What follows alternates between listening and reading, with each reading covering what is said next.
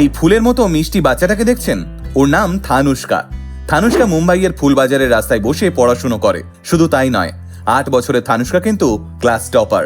সম্প্রতি social media জুড়ে viral হয়েছে থানুষ্কার ছবি।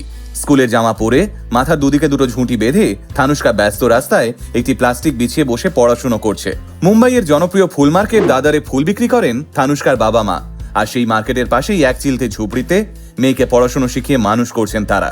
থানুষ্কা দাদারের শারদাশ্রম বিদ্যা মন্দিরের 3য় শ্রেণীর পড়ুয়া। মেয়েকে ভালো টিউশন দেওয়ার জন্য থানুষ্কার মা ফুল বিক্রির পরে একটি ক্লিনিকে সাফাইয়ের কাজও করেন। থানুষ্কা ত্রিপলে ঘেরা ঘরে, পড়বার জন্য কোনো ডেস্ক নেই, হাতে নেই কোনো স্মার্টফোন, কিন্তু তবু ওর গাল ভরা হাসি আর স্বপ্নে ভরা দু চোখ জানান দেয় একদিন ও বড় হয়ে শিক্ষিকা হবে। সোশ্যাল মিডিয়ায় থানুষ্কার গল্প ভাইরাল হওয়ার সঙ্গে সঙ্গেই ইতিমধ্যেই বহু মানুষ থানুষ্কার দিকে সাহায্যের হাত বাড়িয়ে দিয়েছেন। শোনা যাচ্ছে থানুষ্কার পড়াশোনার জন্য এক সহৃদয় ব্যক্তি 1 লক্ষ টাকার একটি চেকও দিয়ে এসেছেন থানুষ্কার বাবা মায়ের হাতে। কে বলতে পারে একদিন হয়তো থানুষ্কাই শত শত থানুষ্কার জীবনে রোল মডেল হয়ে উঠবে। আমাদেরও প্রার্থনা রইল এটাই।